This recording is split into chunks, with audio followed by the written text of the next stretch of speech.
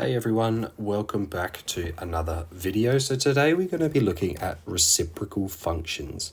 Now they are very similar in equation to our inversely proportional functions that we were looking at in the last video. So it won't be too much of an extension from that, but if you do want, you can have a play around on Desmos.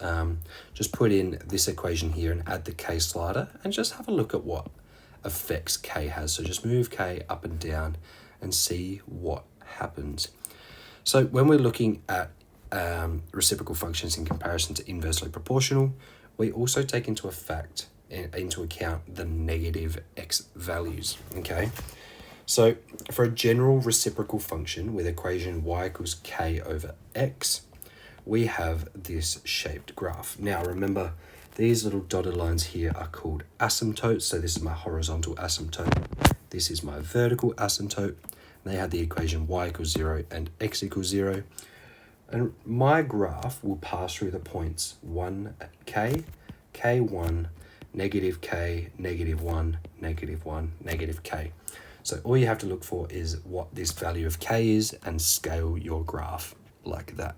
We'll do an example in a moment.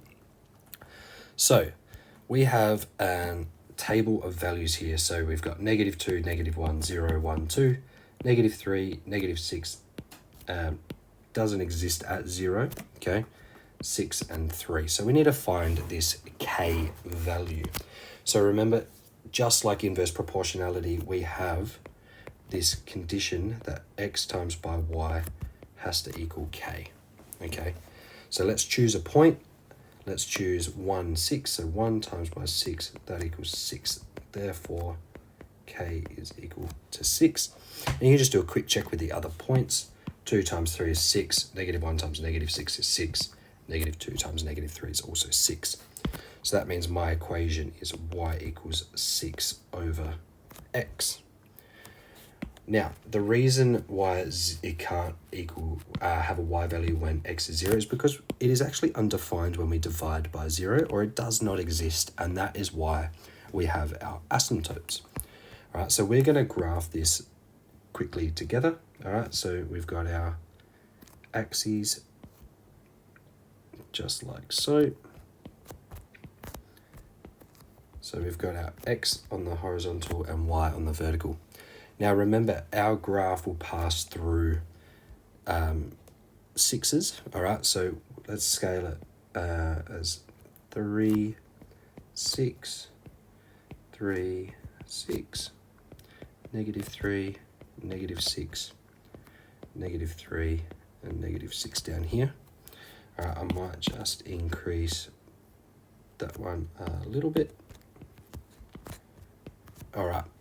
So we know it goes through 1 and 6. So 1 is about here and 6 is there. And it goes through 6 and 1, which is about here. And all we're doing is drawing a curve that connects those together. And we put arrows because they go along that way. Now, I should have done this first, but we're going to add in our asymptotes. Okay, so our dotted lines across the x and y axes. All right, so y equals 0, x equals 0. Important that we put those in and define those. And now for our negative values, it goes through negative 6 and negative 1, which is about here. And it goes through negative 1 and negative 6, which is about here. All right, so just again, drawing a nice smooth curve. Better than that, but you get the idea through those 2 points. All right, and that is the graph of y equals 6 over x. All right, hopefully this video has been helpful, and we'll see you in the next one.